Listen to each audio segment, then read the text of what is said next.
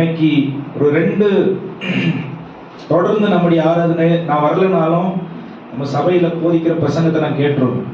At least 4 முறையாவது, ஒரு வாரத்துல 4 முறையாவது கேட்டுருவேன். ஏன் அப்படின்னா, யாரு எங்க இருந்தாலும் கர்த்தர் ஒருவரே. அவர் என்ன பேசணும்னு நினைப்பாரோ அதுதான். போன வாரம் நான் வேலை செய்யற இடத்துல கம்யூனியன் சர்வீஸ் இருந்தது. அங்க ஒரு ஆசீர்வாதத்தை குறித்து, தேவன் கொடுக்கிற ஆசீர்வாதத்தை குறித்து, நாம் தவறிவிடுகிற காரியத்தை குறித்து நான் அங்க பேசினேன். ஏன் ஆண்டவர் ஒண்ணுன்னு சொல்றேன்னு நான் சொல்றேன் பாருங்க. ஹாஸ்பிட்டல்ல இருக்கிற டைரக்டர், அத போல லீடர்ஷிப்ல இருக்கிற ஆட்கள் ரிட்ரீட்டுக்கு போனாங்க. வெளியில தலைமையத்துவத்தில் இருக்கிறவங்க ரிட்ரீட்டுக்கு போனாங்க. நான் பேசின அதே பகுதி, அதே வசனம், அதே குறிப்புகளோட தூரத்துல ஒரு 200 கிலோமீட்டர் தள்ளி அவங்க போனாங்க. அங்கேயும் அதே பேசியிருக்காங்க.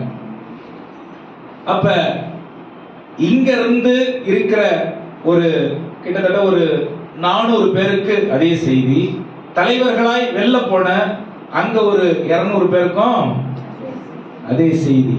ஏன் அப்படின்னா பாருங்க, ஆண்டவர் 2 படகுல சவாரி செய்யற மாதிரி ஒரு மனுஷனை வைக்க மாட்டார். 2 எண்ணங்களோட தேவன் அவருடைய வீட்டை நடத்த மாட்டார். அப்ப நம்மளும் என்ன பண்ணக்கூடாது, பக்கத்துல பார்த்து சொல்லுங்க, ஐயா இப்படிதான், சாம் இப்படிதான், 2 படகுல பயணம் பண்ணக்கூடாது. ஆமென். ரொம்ப முக்கியம். ஹல்லேலூயா. பிரசங்கத்தை கேட்ட, போன வாரம் நான் பிரசங்கத்தை கேட்டேன். இன்னைக்கு அது தொடர்ச்சியாக சில நேரங்கள்ல, இல்ல நிறைய நேரங்கள்ல 4 காரியங்கள் விசுவாசிகளை விசுவாசத்துல உறுதியாய் நிற்காதபடிக்கு செய்கிற காரியம் இருக்கிறது. 4 காரியங்கள். முதல் காரியம் என்ன தெரியுமா? ஃபெமிலியாரிட்டி. பாஸ்டர் தானே, ஐயோ அதே சர்ச்சு தானே, ஐயோ ஐயா அதே ஞாயிற்றுக்கிழமை ஆராதனை தானே, அதே பாடல் தானே, இவங்க இப்படிதான் பேசுவாங்க. ஃபெமிலியாரிட்டி. இது பிசாசு உண்டாக்குகிற ஒரு உணர்வு. ஃபெமிலியாரிட்டி என்னது? ரொம்ப பழக்கப்பட்ட ஒரு காரியம். இதெல்லாம் பேசுவாங்க, இப்படிதான் சொல்லுவாங்க. இவங்க எப்பவுமே இததான் சொல்லுவாங்க. நமக்கு நம்ம ஆண்டவரோட மேல பாருங்க, பரிசுத்த ஆவியானவரோட மேல பாருங்க. பாஸ்டர் சொல்றது ஒண்ணா இருக்கும், நம்ம வாழறது அதை விட மேல, நாங்க அதை விட மேல. ஆமென். இல்ல, இது பிசாசு கொண்டு வருகிறதான தேவனை விட்டு விளக்குகிற ஒரு மனநிலை. ஆமென். ஃபெமிலியாரிட்டி. ஃபெமிலியர்னா சாமண்ணா அப்படியே ஸ்ட்ரிக்டா இருப்பாரு, ஒருத்தவங்களை பார்த்தா இவங்க இப்படிதான் அப்படின்னு நம்ம என்ன பண்றது, நம்ம மனதளவுல அவங்களை குறித்து ஒரு எண்ணத்தை ஏற்படுத்தி வைத்திருக்கிறது. இது பக்கத்துல பார்த்து சொல்லுங்க, பிசாசு கொண்டு வருகிற எண்ணம். ஆமென். முதல் காரியம். 2வது காரியம், வசனத்தை குறித்ததான ஒரு அலட்சியம். வசனத்தை குறித்ததான ஒரு அலட்சியம் அப்படின்னா என்ன? எவ்வளவுதான் தேவன் நம்ம இடத்துல பேசினாலும், எவ்வளவு பேசினாலும் அவ்வளவுதான் அப்படிங்கிற ஒரு உணர்வு. வசனத்தை குறித்த ஒரு அலட்சியம் என்னன்னா, என் வாழ்க்கைய மாற்றக்கூடிய ஒரு காரியத்தை தேவன் என் கையில கொடுத்து, இதுல நான் உறுதியாய் நிற்காத இருக்கும் பட்சத்தில் நான் அதிகமான ஆபத்துகளையும் வேதனைகளையும் வியாதிகளையும் பலவீனங்களையும் குறைபாடுகளையும் கண்ணீரின் அனுபவத்தையும் குழப்பத்தையும் சந்திக்க நேரிடுகிறது என்ற புரிதல் இருந்தாலும் பார்த்துக்கலாம் அப்படிங்கிற ஒரு அலட்சியம். இது பிசாசு கொண்டு வருகிற ஒரு காரியம். ஹல்லேலூயா. சொல்லுங்க, பிசாசு கொண்டு வருகிற காரியம். முதல்ல நான் என்ன சொன்னேன்? ஃபெமிலியாரிட்டி. பழக்கப்பட்ட காரியம். அதனால சரி வாடா போது பார்த்துக்கலாம் எத்தனை வருஷமா நான் சர்ச்சுக்கு வந்துகிட்டு இருக்கேன், எத்தனை பிரசங்கங்களை கேட்டிருக்கேன், எனக்கு தெரியாதா? தெரியாது. ஏன்னா பரிசுத்த ஆவியானவருக்கு தான் தெரியும் நம்ம யாரு, அன்னைக்கு அந்த நிலைமைக்கு அந்த சூழ்நிலைக்கு நமக்கு என்ன வேணுங்கிறது யாருக்கு தான் தெரியும்? பரிசுத்த ஆவியானவருக்கு தான் தெரியும். அடுத்த நிமிஷம் அதை தீர்மானிக்கிறவர் பரிசுத்த ஆவியானவர். கிறிஸ்தவர்களுக்கு வேற ஒரு ஆப்ஷன் இல்ல. பரவாயில்ல, இது இல்லைன்னா இது இல்ல, அது மட்டும்தான். ஆமென். முதல் இது. இரண்டாவது ஒரு காரியம் அலட்சியம், வேத வசனத்தின் அலட்சியம். மூன்றாவது ஒரு காரியம் பரிசுத்தத்தின் மீது ஒரு நாட்டம் இல்லாத தன்மை. நம்ம பணத்துக்கு காட்டுற ஆர்வத்தை பரிசுத்தத்தின் மீது காட்டுகிறது இல்லை. நான் பரிசுத்தராய் இருக்கிறபடியினால் நீங்கள் பரிசுத்தராய் இருங்கள் என்று வேதவசனம் சொல்லிக் கொடுக்குது. தேவன் அப்படிப்பட்டவர் என்று அவருடைய குணாதிசயத்தில் அது காணப்படுகிறது. ஆனால் எல்லா பாவமும் சர்ச்ச உள்ளதான் இருக்கு. ஆமென். அதனால நீங்க பாவிகள் நான் விரல் நீட்டல. ஆமென். அதனால நீங்க குறைவுள்ளவர்கள் அப்படின்னு நான் விரல் நீட்டல. வேதத்தின்படி எல்லாரும் குறைவுள்ளவர்கள் தான். ஆனா எல்லாருக்கும் தேவனுடைய எதிர்பார்ப்பு பரிசுத்தராய், நான் பரிசுத்தராய் இருக்கிறது போல நீங்களும் பரிசுத்தராய். இது என்ன இதுல என்ன இல்ல, காம்ப்ரமைஸ் இல்ல. இதுல பரவாயில்லன்ற தன்மை இல்ல. எத்தனை பேர் புரியுது நான் சொல்றது? ஆமென். எத்தனை பேர் புரியுது நான் சொல்றது? முதல்ல என்ன இருக்க கூடாது, இது எல்லா உலகத்தில் உள்ள எல்லா சபைகளையும் பார்க்க முடியும். உலகத்தில் உள்ள எல்லா விசுவாசிகள்கிட்டையும் காணப்பட முடியும். சொற்ப விசுவாசிகள் தான், எண்ணி விரல விட்டு எண்ணிடலாம். அவங்க தான் தினந்தோறும் ஆவலோட, எதிர்பார்ப்போட, அர்ப்பணிப்போட தினம் தேவனால் நடத்தப்பட்டு தேவனுடைய இரக்கத்தையும் கிருபையையும் பெற்று அவருடைய ஆலோசனையின்படி வாழணும் என்று நினைக்கிற ஆட்கள் கொஞ்சம் பேர். ஆமென். அந்த கொஞ்சம் பேர்ல நீங்களும் நானும் இருக்கணும்னு ஆண்டவர் விரும்புறாரு. அதுக்காக தான் நம்மளை நோக்கி இப்படி ஒரு பிரசங்கம். ஆமென். முதல்ல என்ன சொன்ன, ஃபெமிலியாரிட்டி. எல்லாம் எழுதியெல்லாம் வச்சுட்டு வரல இன்னைக்கு. ஆமென். முதல்ல என்னது, ஃபெமிலியாரிட்டி. அப்படின்னா ரொம்ப பழக்க தோஷம். ரெண்டாவது என்ன சொன்ன, அலட்சியம், வசன அலட்சியம். எவ்வளவு வசனம் எனக்கு தெரியாத வசனமா அப்படி. மூணாவது என்ன சொன்ன, பரிசுத்தத்தின் மீது நாட்டம் இல்லை. இது மூணுமே ஆண்டவருக்கு எதிர் துருவமான இருக்கிற ஒரு காரியம். தேவன் வேற, தேவனுக்கு எதிர் நிற்கிற காரியம் வேற. தேவனுக்கு எதிராக ஒரே ஒண்ணுதான் இருக்க முடியும். என்னது? 3-4 வித்தியாசமான கோணங்கள் ஆண்டவர் வைக்கல. ஒரே ஒண்ணுதான். ஒண்ணு வாழ்ந்தா ஆண்டவருக்காக வாழணும், இல்ல பிசாசோட கைகோத்து வாழணும். ஆமென். ஆண்டவருக்காக வாழாம ஆலயத்தில் இப்படிப்பட்ட எண்ணமுடையவர்களாய் நாம் இருப்போம்னா பிசாசோட நல்லா செட்டில் ஆயிட்டு அர்த்தம். ஆமென். எந்த பாவமோ இனி நமக்கு பெருசா தெரியல, எந்த தப்பும் தப்புன்னு தெரியல, எந்த குறைபாடுன்னு தெரியல. ஏன் எல்லாத்துக்கும் மேல ஏறி உட்காந்துக்கிறோம்? இதுக்கு நம்மள வழி நடத்துறது பிசாசா இருக்கும். அல்லேலூயா. நாலாவது ஒரு முக்கியமான காரியம் என்ன தெரியுமா?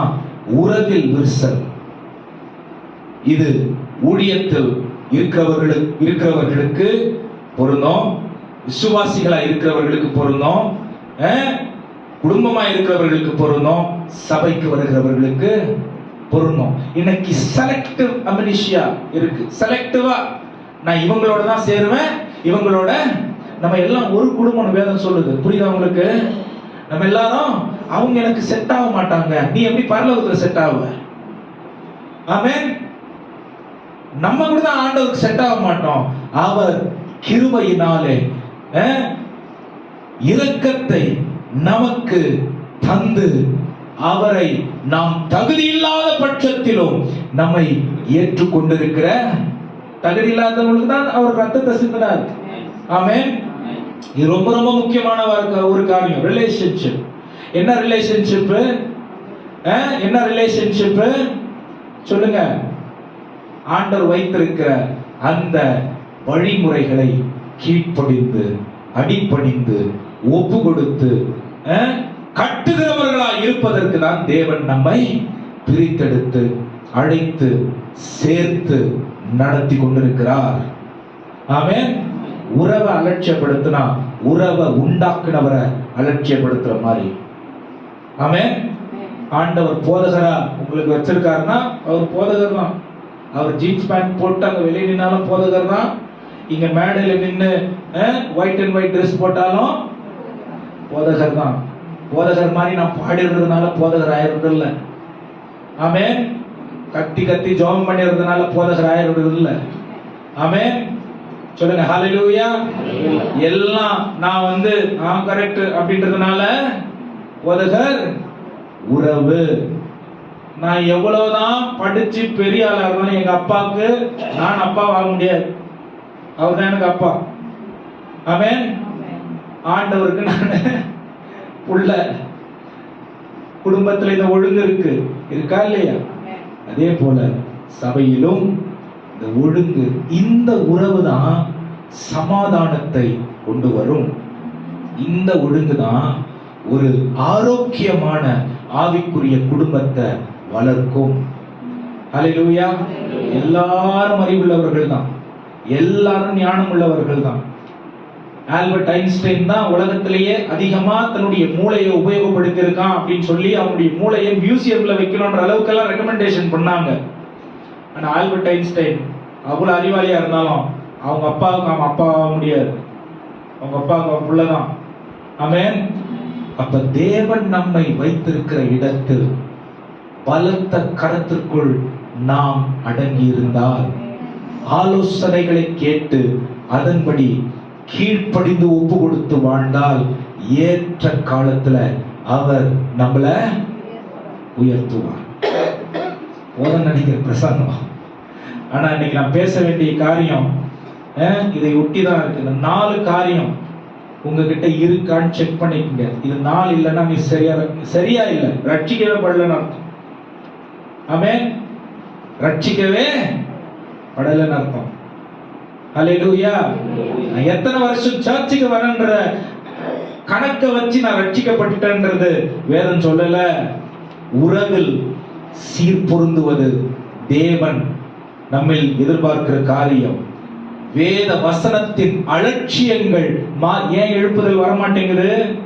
ஏன் எழுப்புதல் வரமாட்டேங்குது?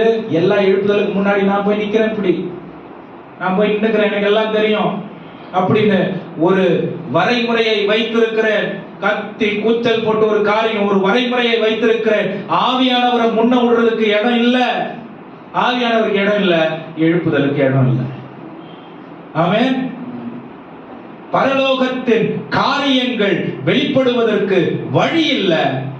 அதனால பரலோகத்தின் காரியங்கள் என்னில் வெளிப்படல. ஹல்லேலூயா. சொல்லுங்க, அந்த 4 காரியம் என்னது? ஃபெமிலியாரிட்டி.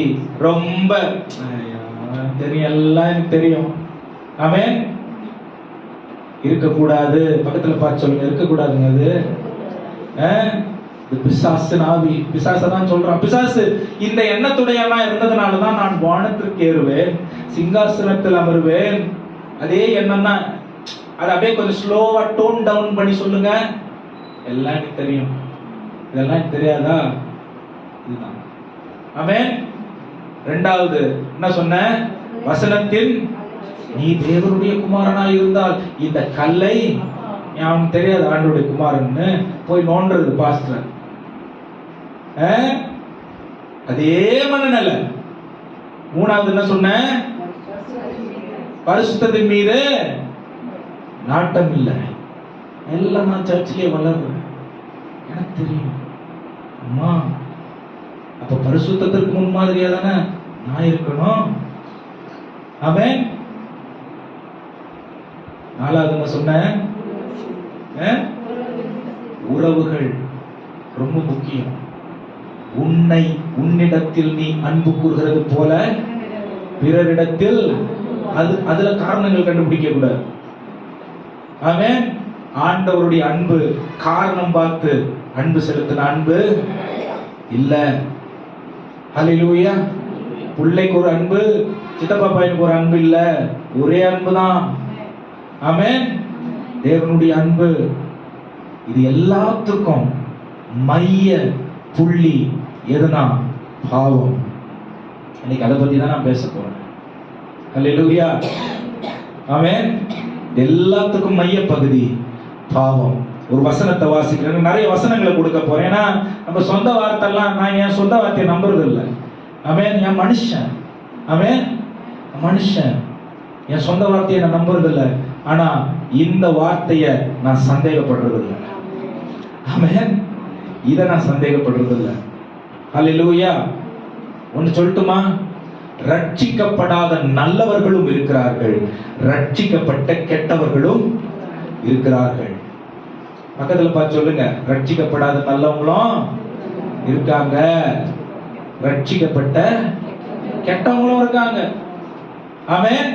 ரட்சிக்கப்படாத நல்லவர்கள் தங்களுடைய மனதிற்கு சரி என்று வாழ்ந்து அவர்களுடைய வாழ்க்கையை நியாயம் நீதின்னு அவங்களுடைய புரிதல்ல உண்மையாவே நல்லவங்க. அவங்க உண்மையாவே நல்லவங்க, நம்ம எல்லாரோட நல்லவங்களா இருப்பாங்க.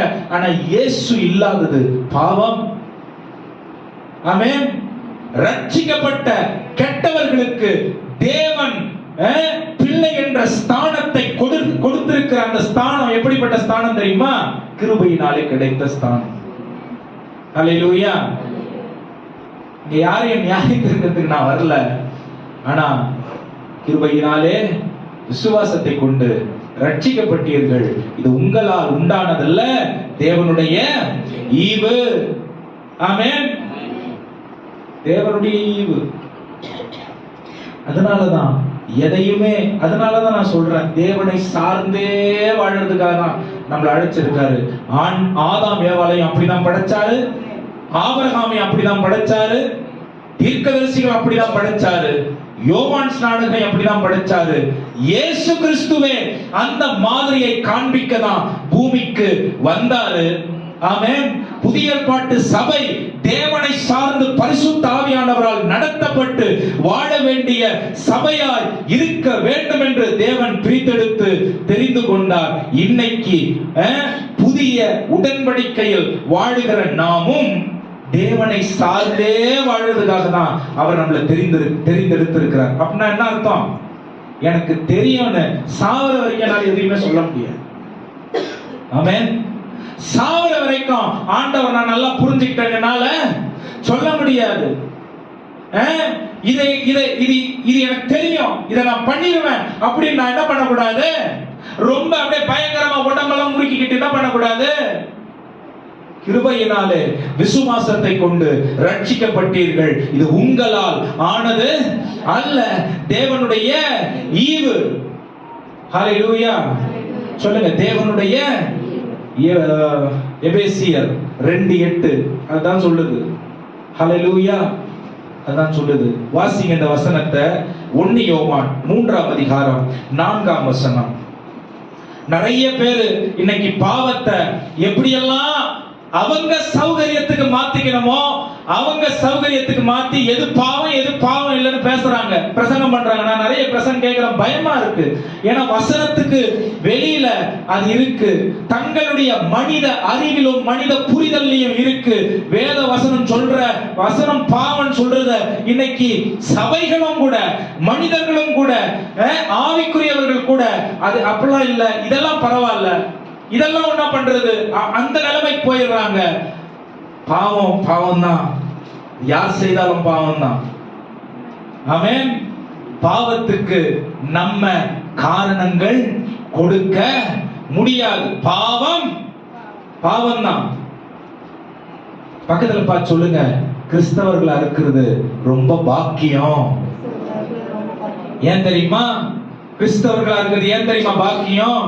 உலகத்துல எந்த புத்தகமும், உலகத்துல எந்த காலேஜும் யூனிவர்சிட்டியும் எந்த வேலை ஸ்தலங்களும், ஆமென், எந்த அரசியல் கட்சிகளும் கற்றுக் கொடுக்காத காரியத்தை சபை கற்றுக் கொடுக்கிறது. ஆமென். சபைனா இயேசுவால் பிரித்தெடுக்கப்பட்டு இரத்தத்தால் கழுவப்பட்ட சபை கற்றுக் கொடுக்கிறது. வேத வசனம் கற்றுக் கொடுக்கிறது. ஆமென். வெறும் பாவத்தை மட்டும் வேதம் சொல்லிக் கொடுக்கல. பாவத்திலிருந்து விடுதலை ஆகிறது எப்படின்னா, பக்கத்துல பார்த்து சொல்லுங்க, இன்னைக்கு சர்ச்சுக்கு வந்தது ரொம்ப நல்லது. ஐயோ, இன்னைக்கு போய் வந்துட்டேன், ஒரு பெரிய பாவத்தை பத்தியே பேசுறாரு. ஆமென். இதுதான் உன்னை விடுதலையாக்கும்.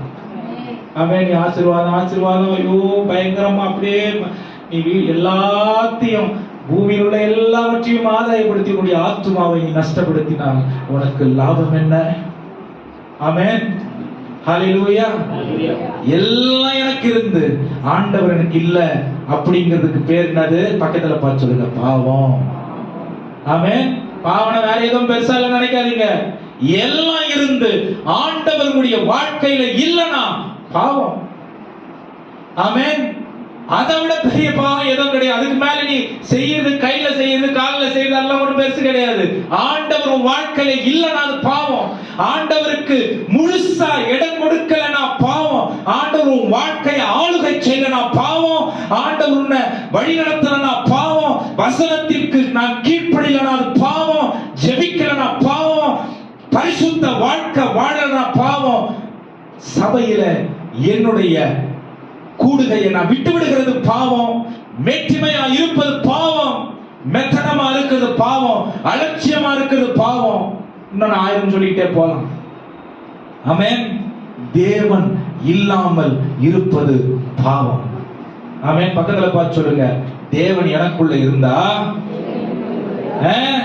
தேவன் எனக்குள்ள இருந்தா தேவனுடைய காரியங்கள் மட்டும் வெளிப்படணும்னு நான் என் வாழ்க்கையை பார்த்து பார்த்து வாழுவேன். என்ன பண்றது பிரதர்? மாம்சம் அப்படியே முடியல, பாவம். ஆமென். யார் உங்களை நடத்துறாங்களோ அவருடைய சாயல், அவருடைய என்ன சொல்றதுங்க, குணாதிசயம், அவருடைய காரியம், எண்ணம் நம்மிலிருந்து வெளிப்படும். ஆமென். அதற்கு மாறானது பாவம். Hallelujah. Godlessness is sin. தேவன் நம்முடைய வாழ்க்கையில் இல்லாதது. Hallelujah. Amen. பாவம். வாசிங்க இந்த வசனத்தை. 1 யோவான் 3:4. பாவம் செய்கிற எவனும் நியாயப்பிரமாணத்தை மீறுகிறான். பாவம் செய்கிற எவனும் நியாயப்பிரமாணத்தை மீறுகிறான். நியாயப்பிரமாணத்தை மீறுகிறதே பாவம். நியாயப்பிரமாணத்தை மீறுகிறதே. இது பழைய ஏற்பாட்டுல யாத்திராகமத்துல சொல்ல, இது 1 யோவான் 3:4 சொல்லுது. ஆமென். யோவான் சொல்றாரு, இயேசு கிறிஸ்துவின் மார்பில் சாய்ந்த அன்பின் சீஷன், கிருபையின் சீஷன் சொல்றாரு, நியாயப்பிரமாணத்தை மீறுகிறது.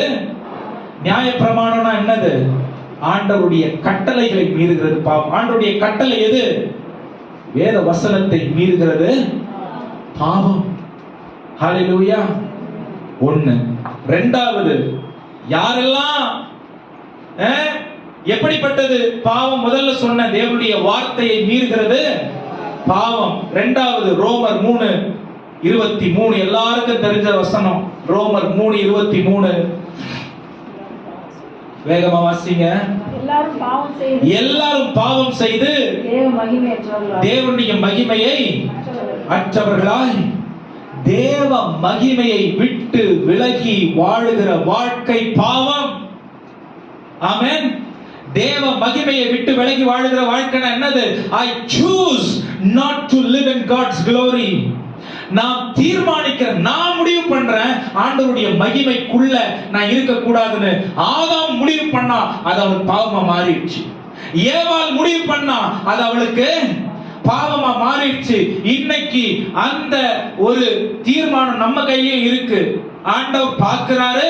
ஆண்டவர் என் வாழ்க்கையை குறித்து கணக்கு கேட்பார். நான் பேசுகிற வார்த்தை, நான் வாழுகிற வாழ்க்கை முறைமை, என்னுடைய நியாயம் அநியாயம், என்னுடைய ஒழுங்கு ஒழுங்கீனம் எல்லாத்தையும் அவர் பார்க்கிறாரு. இது அவருடைய மகிமைக்கு கீழே இருந்தா என்ன, நான் பாவி இல்ல.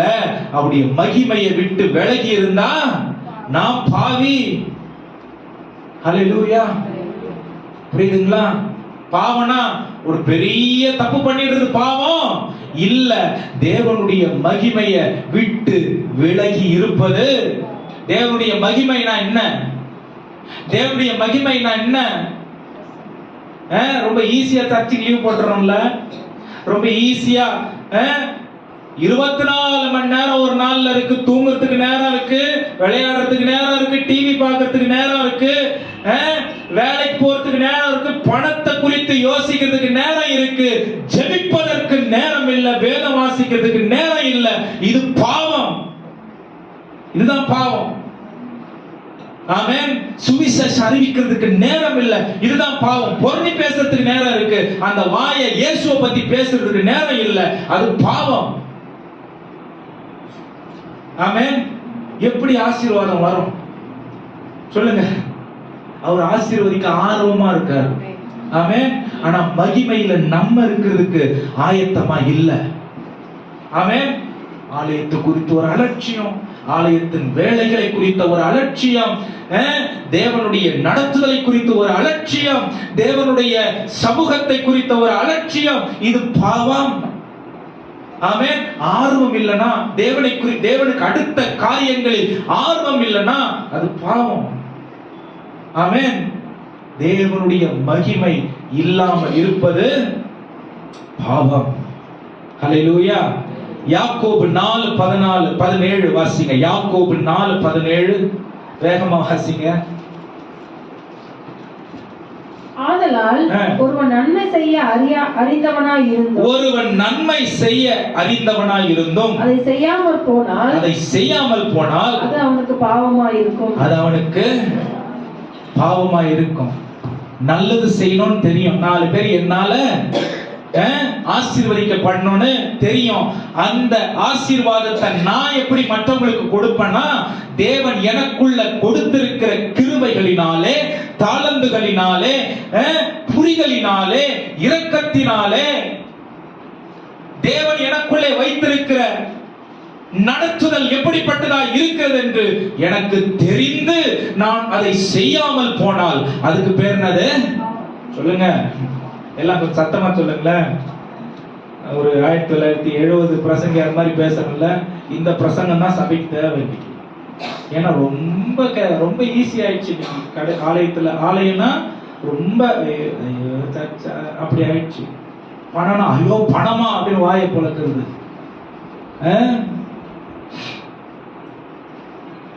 செய்ய நல்லது செய்ய திராணி இருந்து அதை செய்யாமல் இருப்பது பாவம். ஹல்லேலூயா. மற்றவங்களை உற்சாகப்படுத்துறது நல்லதுங்க. மற்றவங்களுக்காக ஜெபம் பண்றது நல்லது. இந்த குரல் வள தாண்டு கொடுத்திருந்தா மற்றவங்க நன்மைக்காக உபயோகப்படுத்துறது நல்லது. ஆமென். இதை நான் உபயோகப்படுத்துறேன்னா பாவம். ஆமென். அவர் கொடுத்த தாளந்துகள், இரக்கம், கிருபை, மற்ற காரியங்களை நான் அதை என்ன பண்ணலனா உபயோகப்படுத்தலனா பாவம். அது மட்டும் இல்ல, வாசிங்க. பாவனா எதுன்னு சொல்றதுக்கே இவ்வளவு நேரமா இருக்கு பாருங்க. யோவான் 16:9. யோவான் 16:9. யோவான் 16:9. அவர்கள் என்னை விசுவாசியாதபடியினாலே பாவத்தை குறித்தும் நீங்கள் இனி என்னை காணாதபடி நான் என் பிதாவினிடத்திற்கு போகிறபடியினாலே நீதியை குறித்தும் இந்த உலகத்தின் அதிபதி நியாயத்தீர்க்கப்பட்டதினாலே நியாய தீர்ப்பை குறித்தும் கண்டித்து உணர்த்துவார். என்ன பண்றாரு? இது பரிசுத்த ஆவியானவர் நமக்காக கொண்டு வருகிற ஒரு காரியம். அப்ப பாவம் எது? பாவம் எது? ஆண்டவரை குறித்து வெளிப்படுத்தினால் அதை ஏற்றுக்கொள்ளாமல் இருப்பதே பாவம். அதை விசுவாசியாமல் இருப்பது பாவம். நீதியை குறித்து நாட்டம் இல்லாமல் இருப்பது பாவம். நியாய தீர்ப்பை குறித்து உணர்வில்லாமல் இருப்பது பாவம். அல்லேலூயா, அல்லேலூயா. எத்தனை ஆயிரம் பிரசங்கங்களை நாம் கேட்டிருப்போம். ஒரு பிரசங்கத்திலிருந்து ஒரு வார்த்தையை நான் எடுத்து அதன்படி வாழ்ந்திருந்தால் இன்னைக்கு நான் நீதிமானாய் இருந்திருப்பேன். 1000 பிரசங்கம் பாருங்க. நான் மறுபடியும் சொல்றேன், நியாய தீர்ப்பு இந்த பேசுகிற வார்த்தை, கேட்கிற வார்த்தையிலிருந்து ஆரம்பிக்கும். மத்தேயு 12:36 அததான் சொல்லுது. ஆமென். நாம் செய்கிற கிரியை, நிறைய பேர் கிரியைய வச்சு நாம் பரிசுத்தம் நினைக்கிறாங்க. கிரியைக்கு பலன் இருக்கிறது. பேசுற பேச்சுக்கும் கேட்கிற இந்த பேச்சுக்கும் தான் நியாய தீர்ப்பு இருக்கிறது. ஆமென். பேச்சுக்கு தான் நியாய தீர்ப்பு, கிரியைக்கு பலன். ஹல்லேலூயா. சொல்லுங்க, என்ன பேச்சு பேசினாங்க, என்ன நியாய தீர்ப்பு நாள் வருதுமா? அததான் கேட்பாரு. ஹல்லேலூயா. அதான் கேட்பாரு. எது பாவம்? 4 காரியம் சொன்ன. முதல்ல, தேவனுடைய கட்டளைகளின்படி வாழாதவர்கள், வசனத்தின்படி வாழாதது பாவம். தேவனுடைய மகிமையை விட்டு விலகி வாழ்கிறது பாவம். நல்ல திராணியை தேவன் நமக்கு கொடுத்திருந்து அந்த திராணியை தேவனுக்காக, மற்றவர்களுடைய பிரயோஜனத்திற்காக உபயோகப்படுத்தாதது பாவம். ஆமென். அவிசுவாசம் பாவம். ஹல்லேலூயா. பாவம் என்ன தெரியுமா? ஆண்டவருக்கு விரோதமாய் எழுந்து நிற்பது. இதுதான் பாவம்.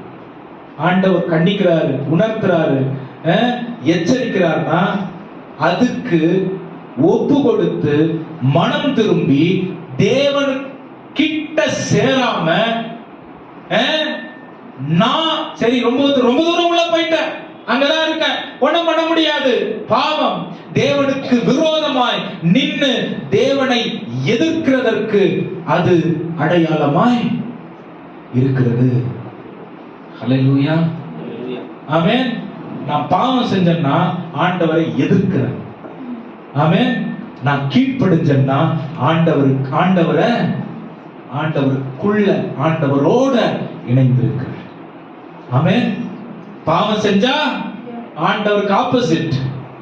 பாவம் செய்யலனா ஆண்டவருக்கு சேம் டீம்ல இருக்கேன். ஹல்லேலூயா. அப்ப பாவம் எதுன்னு சொன்னோம்? எதுன்னு சொன்னோம்? பாவம் சொல்லுங்க. அவிசுவாசம். நன்மை செய்ய திராணி இருந்தும் அதை செய்யாமல் இருப்பது, தேவனுடைய மகிமையை விட்டு வாழ்வது, தேவனுடைய வார்த்தையின்படி இருக்காதது. ஆமென். ஹல்லேலூயா. உங்கள் காதுகள்ல இந்த வார்த்தை விழுந்திருந்தா இந்த வார்த்தையை கொண்டுதான் தேவன் நியாய தீர்ப்பின் நாள்ல உங்களை நியாய தீர்ப்பார். ஹல்லேலூயா. பாவனா கேட்டல்லையா அப்படின்னு அழுதுட்டா அப்படியே மன்னிக்க மாட்டார். நீ கேட்டல்ல, கேட்டதுக்கு உன் வாழ்க்கையில இருக்கிற மாற்றத்தை காட்டு. இல்லையா நீ என்னோடு இருப்பதற்கு தகுதி இல்லை.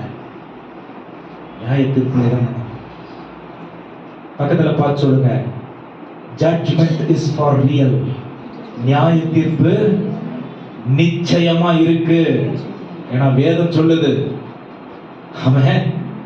வேதம் சொல்லுது, இயேசு கிறிஸ்து இரக்கமா, ஐயோ என் மகளே நீ என்ன சொல்றது, 99 ஆட்டை விட்டு ஒன்ன வந்த அந்த மாதிரி வரமாட்டாரு. 99 பேர் பரலோகத்துல இருந்தாலும் உன்னை சேர்க்காம இருக்கிறதுக்கே அவர் நியாயாதிபதியா உட்கார போறாரு. ஆமென். அவர் முதல் முறை வரும்போது என்னெல்லாம் செஞ்சாரோ அதுக்கு ஆப்போசிட் தான் நியாய தீர்ப்பு. மனசுல வச்சுக்கங்க.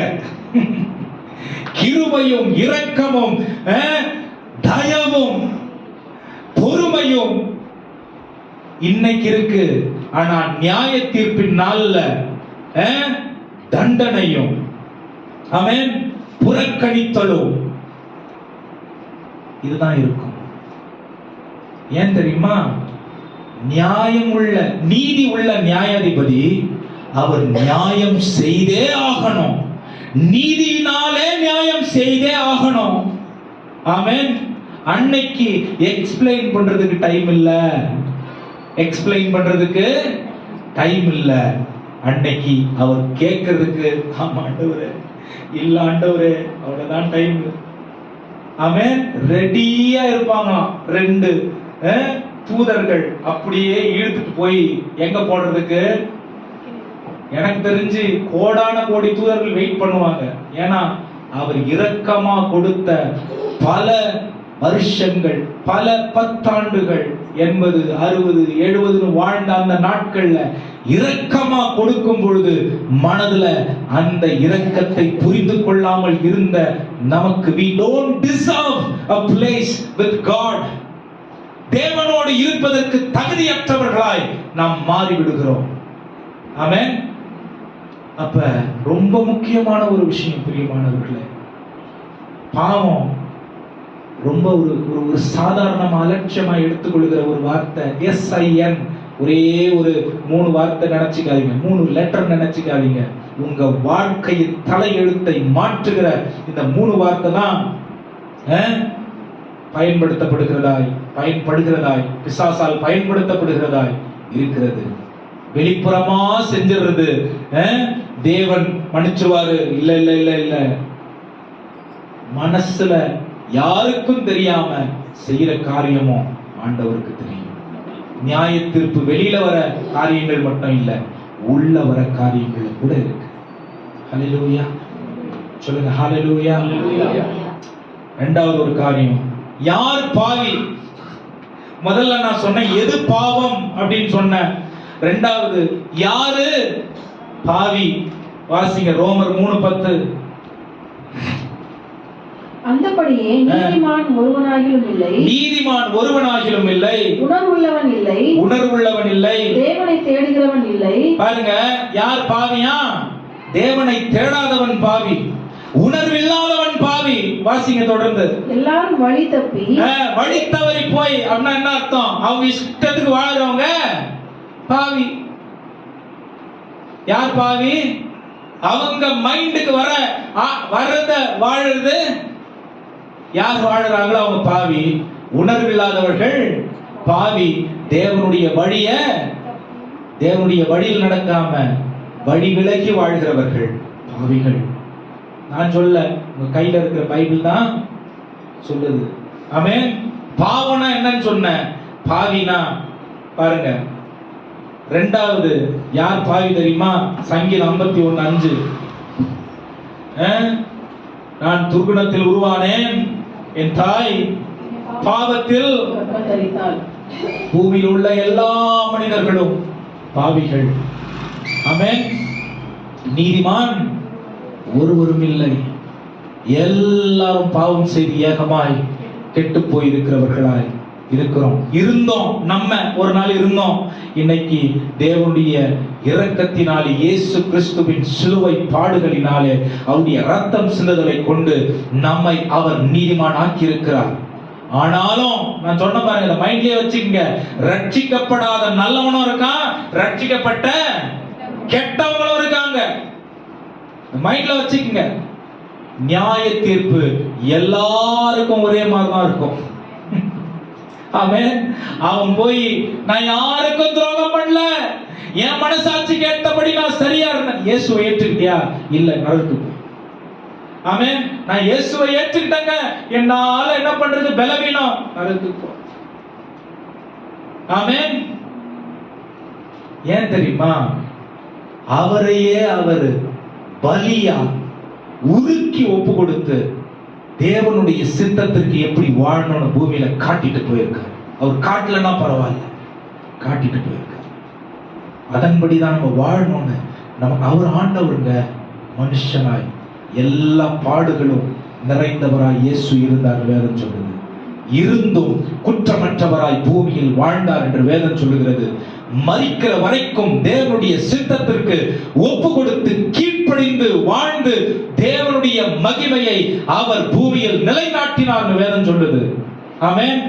அதே நம்பிக்கையோட தான் ஆண்டவர் உங்களை என்னையும் அந்தகார இருளில் இருந்து ஆச்சரியமான ஒளிக்கு அழைத்திருக்கிறார். அந்த நம்பிக்கையை கீப் அப் பண்ணலனா அது பாவம். அந்த நம்பிக்கையை கடைபிடித்து அந்த நம்பிக்கைக்கு பாத்திரமான வாழலனா அது பாவம். ஆமென். அதுதான் தேவனுடைய வழியை அற்று வாழுகிற வாழ்க்கை. அல்லேலூயா. அலட்சியமா இருக்குது எவ்வளவு ஆபத்தானது பாத்தீங்களா? அவர் தான் போய் எல்லாம் புடிச்சு கொடுக்க போறாரு. ஒண்ணு. ஏன்னா அவர் தான் கூடவே இருந்து பார்க்கிறாரு. கூட இருந்து காண்கிற பரிசுத்தாவியன் வெளியில இருந்து இல்ல, பக்கத்துல பார்த்துருங்க, எங்கேயோ சுத்தி இல்ல, வீடு இல்லாம பரிசுத்தாவியனவர் நமக்குள்ள இருக்காரு. ஆமென். எண்ணம் தெரியும், உணர்வு தெரியும். வெளியில ஒரு வார்த்தை கொண்டு வர்றதுக்கு முன்னாடியே உருவாகிற இடத்தையே பார்த்துறாரு அவர். ஆமென். அவர்கிட்ட போய் சொல்ல முடியாது. அவரு நமக்கு சாட்சி கூண்டல் நிக்கிற ஒரு நபர். இயேசு கிறிஸ்து நியாயாதிபதி. நானு ஒரு கூண்டுல நிப்பேன். இந்த வேத வசனம் எனக்குள்ள இருக்கிற ஆவி பரிசுத்த ஆவியானவர் இன்னொரு கூண்டுல நிப்பாங்க. 2 சாட்சி செல்லும் கோர்ட்ல, 3 சாட்சியா எனக்கு எதிரில் நிக்குது. ஆமென். யாரையும் நான் ஏமாத்த முடியாது. ஹல்லேலூயா. அவங்க 3 பேரையும் நான் ஏமாத்த முடியாது. அப்ப ஸ்டாண்டர்ட் பாருங்க. ஆண்டவர் அவரை போல பூமியில நம்ம வாழ்றதுக்கு வச்சிருக்கிற ஸ்டாண்டர்ட் எப்படிப்பட்ட ஸ்டாண்டர்டா இருக்கு பாத்தீங்களா? இந்த ஸ்டாண்டர்ட்ல நீங்களும் நானும் வாழ்ந்தா உலகம் ஏங்க இயேசுவை ஏற்றுக்கொள்ளாது? உலகம் ஏன் இயேசுவை ஏற்றுக்கொள்ளாது? ஆமென். இன்னொரு வசனத்தை வாசிக்கலாம். யாக்கோபு 1:14. யார் பாவி? யாக்கோபு 1:14. அவன் தன்னுடைய சுய இச்சைகளினாலே ஈர்க்கப்பட்டு சிக்குண்டு சோதிக்கப்படுகிறான். பின்பு இச்சையானது கர்ப்பம் தரித்து பாவத்தை பிறப்பிக்கும். இச்சையானது கர்ப்பம் தரித்து பாவத்தை பிறப்பிக்கும். பாவம் பூரணமாகும் போது மரணத்தை பிறப்பிக்கும். பாவம் பூரணமாகும் பொழுது மரணத்தை பிறப்பிக்கும். இதோட வெளிப்படையான ஒரு வசனத்தை நீங்க பார்க்க முடியுமா? என்ன சொல்லுது? அவனவன் தன்னுடைய சொந்த இச்சையின்படி, சொந்த விருப்பத்தின்படி, சொந்த தீர்மானத்தின்படி என்ன முடிவெடுக்கிறானோ அது அவனுக்கு பாவம் ஆயிருது.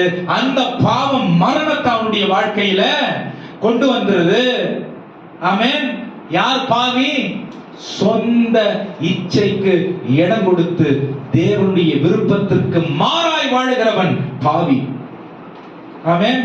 அதுக்குதான் பாஸ்டர் ஆண்டவர் வச்சிருக்காரு, சபை ஆண்டவர் வச்சிருக்காரு, ஜபங்களை தேவன் ஏற்படுத்தி இருக்காரு, வேத பாடங்களை தேவன் ஏற்படுத்தி வச்சிருக்காரு. ஏன்னா சுத்திகரித்தல் அவசியம். இத சுயமா எடுக்கிற தீர்மானங்களினாலே வருகிற ஒரு காரியம் கிடையாது. ஆமென். தேவன் நம்மை வைத்திருக்கிற so my choice will lead to sin, that will lead to death. என்னுடைய personal choice, தனிப்பட்ட தீர்மானம் இச்சை பாவத்திற்கு, பாவம் மரணத்திற்கு கொண்டு போகிற ஒன்றாய் முதல் போதகர், எருசலேம் தேவாலயத்தின் முதல் போதகர் யாக்கோபு எழுதுகிறார். ஆமென். யாக்கோபு எழுதுகிறார். ஹல்லேலூயா. 4வது எபேசியர் 2:1-3 வாசிங்க. எபேசியர் 2ஆம் அதிகாரம் 1-3. அக்கிரமங்களினாலும் பாவங்களினாலும் மரித்தவர்களாய் இருந்த உங்களை உயிர்ப்பித்தார். அவைகளில் நீங்கள் முற்காலத்திலே இவ்வுலக வழக்கத்திற்கு ஏற்றபடியாகவும் கீழ்ப்படியாவின் பிள்ளைகளிடத்தில் இப்பொழுது கிரியை செய்கிற ஆகாயத்து அதிகார பிரபுவாகிய ஆவிக்கேற்றபடியாகவும் நடந்து கொண்டீர்கள். அவர்களுக்குள்ளே நாம் எல்லாரும் முற்காலத்திலே நமது மாம்ச இச்சையின்படியே நடந்து நமது மாம்சமும் மனசும் விரும்பினவைகளை செய்து பாவத்தினாலே மற்றவர்களை போல கோபாக்கின் பிள்ளைகளாய் இருந்தோம். ஆனா என்ன என்ன சொல்லுது இதெல்லாம்? கிறிஸ்து இல்லாத ஒருவன் பாவி. ஆமென். முதல்ல என்ன சொன்னேன்? நீதி இல்லாதவன் பாவி. பிறப்பிலிருந்தே பாவியாய் ஒரு மனுஷன் இருக்கான். தன்னுடைய சொந்த இச்சைகளை நிறைவேற்றுகிறவன் பாவி. கிறிஸ்து இல்லாத ஒருவன் பாவி. ஹல்லேலூயா. எல்லாம் பாவம் செஞ்சு ஏகமா என்ன ஆயிடுச்சு? பிரச்சனை ஆயிடுச்சு. இப்ப இந்த பாவத்தினுடைய விளைவு என்ன? 5 நிமிஷத்துல முடிச்சிருவேன் நான். இந்த பாவத்தினுடைய விளைவு என்னது? ஏசாயா 59:2. பாவத்தினுடைய விளைவு. ஃபர்ஸ்ட் பாவம்னா என்னன்னு பார்த்தோம். அப்புறம் பாவினா யாருன்னு பார்த்தோம். இந்த பாவத்தினுடைய விளைவு நமக்கு என்னவா இருக்குன்னு பார்க்கலாம். ஒரு 3 வசனம். உங்கள் அக்கிரமங்களே உங்களுக்கும் உங்கள் தேவனுக்கும் நடுவாக பிரிவினை உண்டாக்குகிறது. பாவம் உங்களுக்கு எனக்கு என்ன பண்ணும் தெரியுமா? நமக்குள்ள பாவம் இருந்துச்சுன்னா, நிறைய பேர் என்ன கவனிங்க, நல்லா வசனம் படிக்கிறீங்க, ரொம்ப சந்தோஷம். பாவம்னா என்ன நினைக்கிறீங்க? பாவம்னா என்னது நினைக்கிறீங்க? பாவம்னா என்னது? திருடிட்டான் பிரதர், பெரிய பாவி பிரதர். கொலை செஞ்சுட்டான், விபச்சாரம் பண்ணிட்டான், பெரிய பாவி பிரதர். ஆமென். பக்கத்துல பார்த்து பொறாமப்படுறது பாவம். மற்றவங்களை பத்தி ஏளனமா பேசுறது பாவம். ஏன்னா இந்த பரிசுத்த ஆலயத்துல அசுத்தமான உலக காரியங்கள் ஏதேனும் இருந்தாலும் அது பாவம். ஆமென். அதுக்கு பேர் என்னது?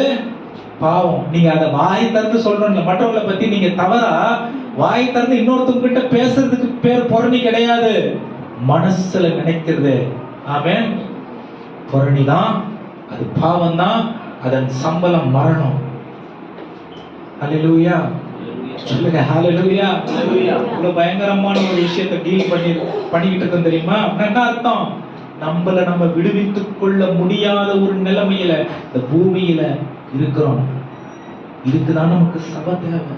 இதுக்குதான் இயேசு கிறிஸ்துவினுடைய துணை தேவை. இதுக்குதான் பரிசுத்த ஆவியானுடைய ஆளுகை தேவை. இதுக்குதான் வேத வசனத்தின் வழிநடத்துதல் தேவை. ஆமென். இதுக்குதான் தேவை. நம்ம ரொம்ப நல்லா வாழ்ந்தோம் இல்ல, அன்னைக்கு ஆண்டவரே என்ன பரிசுத்தமா நாம் காத்துக்கணும். அதுக்காக. ஆமென். சொல்லுங்க ஆமென். தேவனிடத்திலிருந்து இந்த பாவம் நம்மள நரகம்னா என்ன நினைக்கிறீங்க? நரகம்னா என்ன நினைக்கிறீங்க? அக்கினியில எரியுது நினைக்கிறீங்களா? சொல்லுங்க. அதை விட 1000 மடங்கு பயங்கரமான ஒரு வேதனை ஆன ஒரு இடம் எது தெரியுமா? தேவன் இல்லாமல், தேவனுடைய ஆலோசனை இல்லாமல் இருக்கிற ஒரு வாழ்க்கை. ஆமென். இந்த சரீரம் வெந்துகிட்டே இருக்கும். அந்த மாதிரி பயமுறுத்தி உங்களை நான் பிரசங்கம் பண்ணி ஐயோ வேக கூடாதுன்னு நான் பரலோகத்துக்கு அந்த மாதிரி நடிச்சு வராது. ஆமென். ஹல்லேலூயா. தேவன் இல்லாத வாழ்க்கை பயங்கரமான அக்கினியில வெந்து வேதனைப்படுறத விட மோசமான ஒரு அனுபவம். ஏன்னா அவர் இல்லைன்னா உயிர் இல்லை, அவர் இல்லைன்னா வழி இல்லை, அவர் இல்லைன்னா குழப்பம் இருக்கும், அவர் இல்லைன்னா எதுவுமே. ஏன்னா அவரை சார்ந்துதான் வாழறதுக்கு நம்மள பிரித்து அவரோடு இணைத்து வைத்திருக்கிறார். ஆமென். ஹல்லேலூயா. அப்ப அவர் இல்லைன்னா உங்களுக்கு எனக்கு என்ன அடையாளம் இருக்கு? ஆண்டவர் இல்லைன்னா உங்களுக்கு எனக்கு என்ன அடையாளம்? எல்லாம் எனக்கு தெரியும். என்ன தெரியும்? அவர் இல்லைன்னா எனக்கு என்ன அடையாளம் இருக்கு? அவர் இல்லாத ஒரு வாழ்க்கை ஒரு வாழ்க்கையா? ஆமென். வெளிப்புறமா நல்லா இருக்கும், காசு இருக்கும், பணம் இருக்கும், வசதி இருக்கும், ஆட்கள் இருப்பாங்க, நண்பர்கள் இருப்பாங்க, உதவி செய்வாங்க. ஆமென். இது எதுவும் பரலோகத்துக்கு உங்களை கொண்டு போகாது. நரகம் ஆண்டவர் இல்லாத இடம் அப்படின்னா பரலோகம் எது? ஆண்டவர் இருக்கிற இடம், ஆண்டவரோடு கூட இருக்கிற ஒரு வாழ்க்கை. உன் வாழ்க்கையை இங்க பரலோகத்தை அனுபவிக்க முடியும். இதுக்குதான் சபை ஆண்டவர் வச்சிருக்காரு. இது சொல்லிக் கொடுக்கிறதுக்கு தான் போதகர்கள் ஆண்டவர் வச்சிருக்காரு. ஹல்லேலூயா. ஆமென். உலகத்தில் உள்ள எல்லா காரியங்களும் குறைவானது. ஆமென். தேவனை அற்ற தன்மையில் நம்மள தற்காலிகமான சந்தோஷத்தை கொடுக்கும். ஆனா தேவனை விட்டு இல்லாமல் இருக்கிறதுக்கு பேர் பாவம்.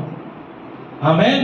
ஆனால் தேவனோடு இருக்கிறது இந்த குறைபாடுகளை தாண்டி மனமகிழ்ச்சியில் வாழுகிற ஒரு வாழ்க்கை. ஹல்லேலூயா. சொல்லுங்க, எத்தனை பேர் நான் இதை விட டவுன் டு எர்த் நான் பேசினதே இல்லை. இவ்வளவு இதோட கீழே இறங்கி நான் பேசினதே இல்லை. ஆமென். இது நமக்கு ரொம்ப தெளிவா புரிய வேண்டிய ஒரு சப்ஜெக்ட். இல்ல ரொம்ப கஷ்டமாயிரும் பாருங்க. ஹல்லேலூயா. பாவத்தை ரொம்ப அனுபவிக்கிறவர்களா இருக்கக்கூடாது. பாவத்தை என்கரேஜ் பண்றவங்களா இருக்கக்கூடாது. என்டர்டெயின் பண்றவங்களா இருக்கக்கூடாது. துணை நிற்கிறவர்களா இருக்கக்கூடாது. ஏன்னா பாவத்தின் சம்பளம் மரணம். மரணம் ஆண்டவர் இல்லாத வாழ்க்கை. ஆமென். அதோட ஒரு பயங்கரமான ஒரு நிலைமை என்ன சொல்றதுங்க, ஆயுள் கைதி கூட வரக்கூடாது. ஆயுள் தண்டனை ஜெயிலே அவன் நாள் ஃபுல்லா இருந்து சாவறான் பாருங்க, அவனுக்கு கூட அந்த நிலைமை வரக்கூடாது. ஏன்னா அது ரொம்ப பரிதாபமான ஒரு நிலைமை, ஆண்டவரை கூட இல்லாத ஒரு வாழ்க்கை. அவன் பாருங்க, அந்தகார இருளில இருந்து ஆச்சரியமான ஒளிக்கு அழைச்சிட்டாரு. இந்த ஒளியில வாழறதுக்கு அவர் தான் கத்துக் கொடுக்கணும். அவர் கூட இல்லைன்னா அந்த வாழ்க்கை எப்படி இருக்கும்? அவர் கூட இல்லைன்னா அந்த வாழ்க்கை எப்படி இருக்கும்? நான் எவ்வளவு ஒளியில வாழறேன்னு நினைச்சிட்டு வாழ்ந்தாலும் அது குறைபாடாதான் இருக்கும். அது நரகத்துக்கு நேரம் தான் நம்மளை கொண்டு போகும். ஆமென். அவர் கூட இருந்து நடத்த வேண்டியது அத்தியாவசியம். ஒவ்வொரு செகண்ட் அது முக்கியம். இது என் கிரியையினால மாறி போகிற காரியம் கிடையாது. இது என்னுடைய தீர்மானத்தினாலே மாறுகிற காரியம். My choice is to be with God. என்னுடைய தீர்மானத்தினாலே நான் தேவனோடு இருக்க வேண்டும் என்று நான் முடிவெடுக்க வேண்டும். ஆமென். என் நண்பன் எனக்கு இது முடிவெடுக்க மாட்டான். ஹல்லேலூயா. ரொம்ப முக்கியமான ஒரு சத்தியம் பிரியமானவர்கள். இன்னொரு வசனத்தை வாசிக்கலாம். ரோமர் 6:23 பாவத்தின் சம்பளம் மரணம். அப்ப முதல்ல நான் சொன்னேன், அது பாவத்தினுடைய விளைவு என்னது? தேவனை விட்டு நம்மை தேவனோடு இருக்கிற தொடர்பு துண்டிக்கிறது பாவம். இரண்டாவது, மரணத்தை நம் மீது கொண்டு வருகிறது பாவம். மூணாவது, எபிரேயர் 9:27 எபிரேயர் 9:27 வேகமா வாசிங்க. ஒரே தரம் மரிப்பதும் பின்பு நியாய தீர்ப்படைவதும் மனுஷனுக்கு நியமிக்கப்பட்டிருக்கிறபடியே கிறிஸ்துவும் அநேகருடைய பாவங்களை சுமந்திருக்கும்படிக்கு ஒரே தரம் பலியிடப்பட்டு தமக்காக காத்து கொண்டிருக்கிறவர்களுக்கு ரட்சிப்பை அருளும்படி இரண்டாம் தரம் பாவம் இல்லாமல் தரிசனமாவார். என்ன சொல்லுது பாருங்க. மூணாவது ஒரு காரியம், மரணத்துக்கு பிறகு ஒரு காக்காவோ குருவியாலும் பிறக்க போறது இல்ல. ஒரு நாயா நம்ம செஞ்ச கிரியைக்கு பலன் அவ்வளவுதான். ஆனா மரணத்திற்கு பிறகு பக்கத்துல பார்த்து சொல்லுங்க, நேரம் நம்ம எப்ப எழுப்பப்படுவோம்னா நியாயத்திற்கு தான் எழுப்பப்படுவோம். ஆமென். மரணத்துக்கு பிறகு இந்த தப்ப சரி பண்ணிக்கலாம், இன்னொரு பிறவி இருக்கு, இந்த தப்ப சரி பண்ணிக்கலாம், இன்னொரு காரியம் வந்துருது இல்ல.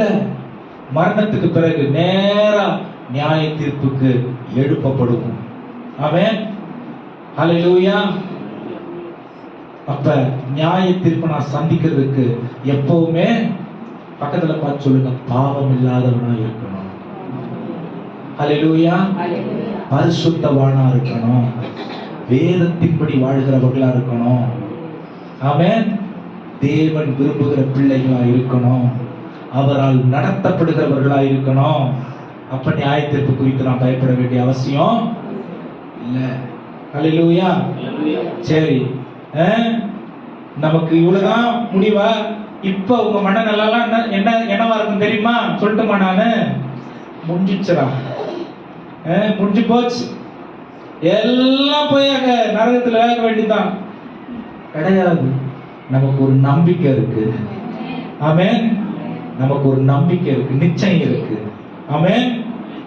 நிச்சயம் இருக்கு. 1 தீமோத்தேயு 1:15 இந்த பாவிக்கு நிச்சயம் அல்லது நம்பிக்கை என்னது?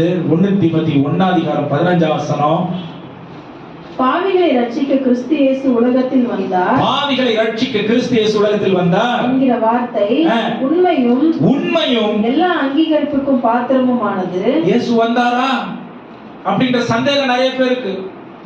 இயேசுன்னு ஒரு தெய்வம் இருக்காரா நிறைய பேருக்கு ஒரு சந்தேகம். இயேசு உண்மையா சிலுவையில மரிச்சாரா நிறைய பேருக்கு கேள்வி. இயேசு தெய்வமா நிறைய பேருக்கு ஒரு குழப்பம். ஆமென். அவர் மனுஷனா இருந்து இவைகளை செய்தாரா நிறைய பேருக்கு ஒரு ஒரு ஒரு குழப்பம். ஆமென். வேத வசனம் சொல்லுது, அதுக்கு மேல ஒரு ஒரு ஆதாரம் நமக்கு வேண்டியது இல்லை. வேத வசனம் சொல்லுது இயேசு கிறிஸ்து பாவிகளை ரட்சிக்க பரலோகத்திலிருந்து இறங்கி வந்த தேவனா இருக்காரு. அவர் என்ன பண்றாரு? இறங்கி வந்து என்ன பண்ணாரு? வாசிங்க. இயேசு உலகத்தில் வந்தார் என்கிற வார்த்தை உண்மையும் எல்லா அங்கீகரிப்புக்கும் பாத்திரமா இருக்கிறது. யாருமே மறுக்க முடியாது. ஹல்லேலூயா. இயேசு எனக்கு நம்பிக்கை. ஹல்லேலூயா. என்னை சுத்தி எல்லாம் இருளா இருக்கும் பொழுது, அதனால எல்லாத்தையும் சுத்தில இயேசுவை நான் மன்னிக்க மாட்டார். ஆமென். ஒரு ஸ்டாண்டர்ட் இருக்கு. அவருக்காக வாழறதுக்கு ஒரு தகுதியை ஏற்படுத்தி வச்சிருக்காரு. பண்றதெல்லாம் பண்ணிட்டு இயேசு என்னும் நாமத்தை நாம் அழைத்த அப்பெல்லாம் நடக்கிறது இல்லை. ஆமென். அப்பெல்லாம் நடக்கிறது இல்லை. அவர் பிரித்தெடுக்கிறதே அவரை போல வாழ்றதுக்காக தான். இஷ்டத்துக்கு வாழ்ந்த ஒரு பேரை கூப்பிட்டா விடுதலை ஆயிரும் கிடையாது. ஆமென். அவரை போல வாழ்றதுக்காக தான் இந்த ரட்சிப்பு, இந்த பிரித்தெடுத்தல். ஹல்லேலூயா. அவர் வந்து நமக்கு ரட்சிப்பை அப்படின்னா புது வாழ்க்கைய கொடுத்துட்டாரு. ஹல்லேலூயா. ஒரு விடிவு காலத்தை அவர் நமக்கு கொடுத்துட்டாரு. கிறிஸ்து வந்தது நமக்கு நம்பிக்கை. ஹல்லேலூயா.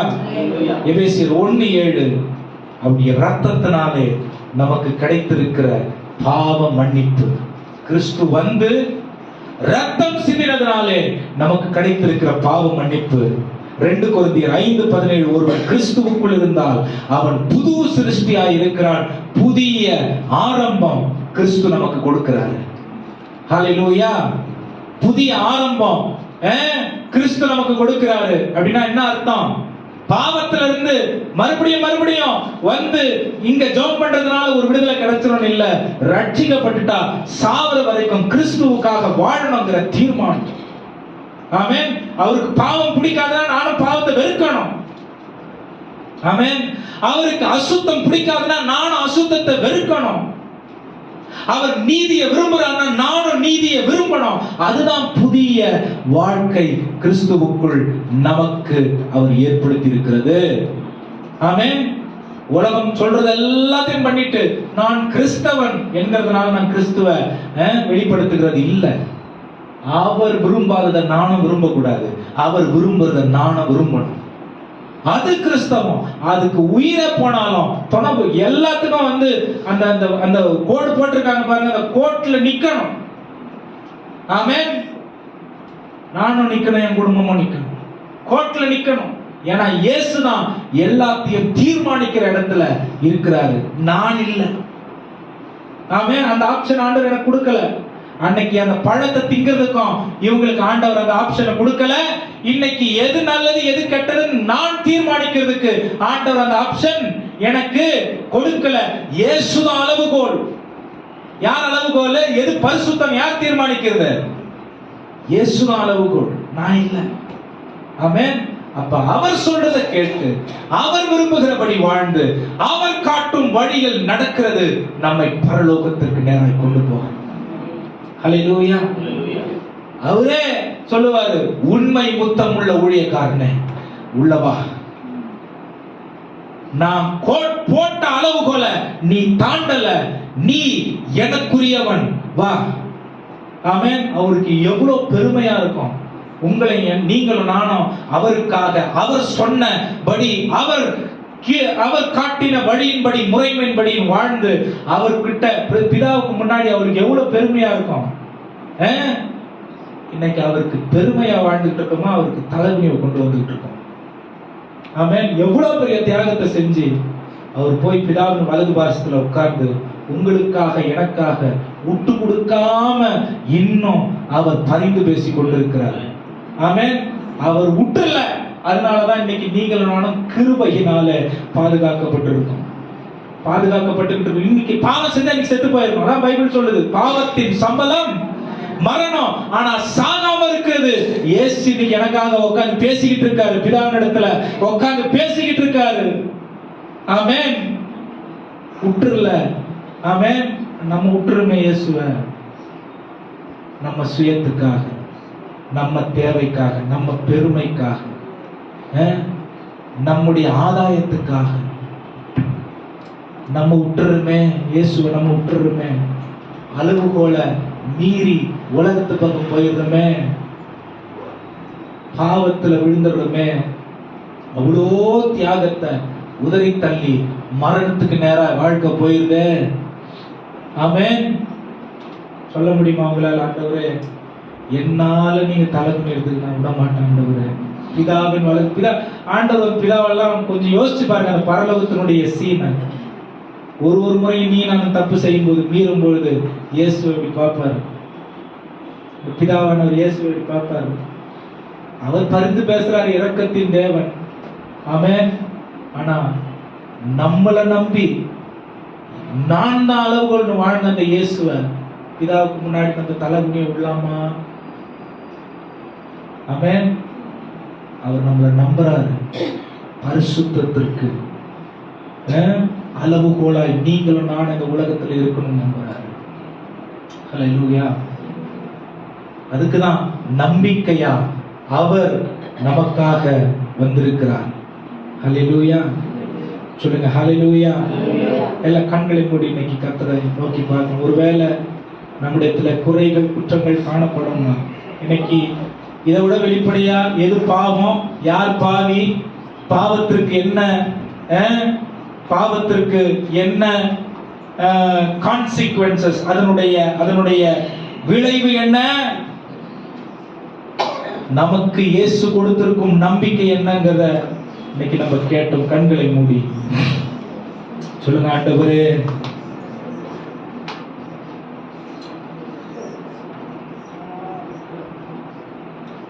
ஓரா மலா ஷண்டா நதா கபலா ரபா ஷண்டா நதா ரியாம்பரா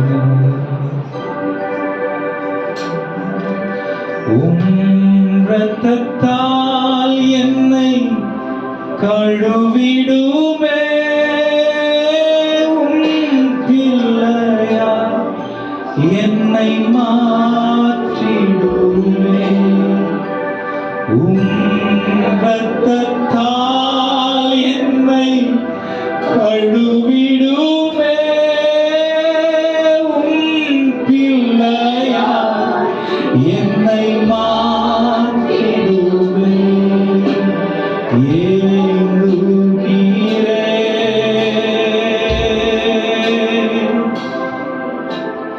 உம்மை காண.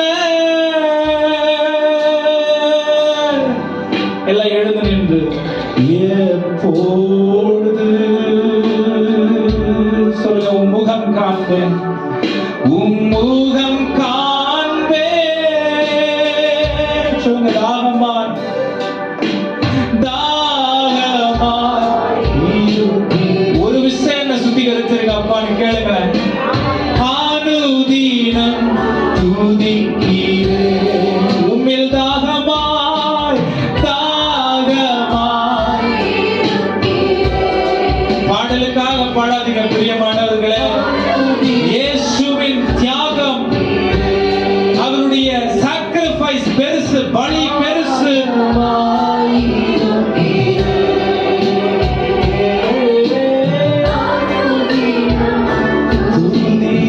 கரங்களை தட்டி இயேசு கிறிஸ்துவுக்காக, அவர் நமக்காய் காட்டினதான அல்லது ஏற்படுத்தின ஒரு விடுவுகாலத்திற்காக, வழிக்காக நன்றி செலுத்தி சொல்லுங்க, நன்றி ஆண்டவரே, நன்றி அப்பா, நன்றி அப்பா, நன்றி.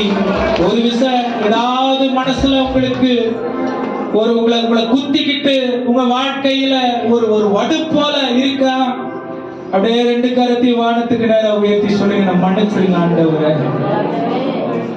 பாவத்தை மறைக்கிறவன் வாழ்வடைய மாட்டான், அவைகளை அறிக்கை செய்து விட்டு விடுகிறவனோ இரக்கம் பெறுவான் அவருடைய வார்த்தை சொல்கிறது. ஆண்டவரே மன்னிச்சிருங்கப்பா, எங்களை ஏற்றுக்கொள்ளுங்க ஆண்டவரே,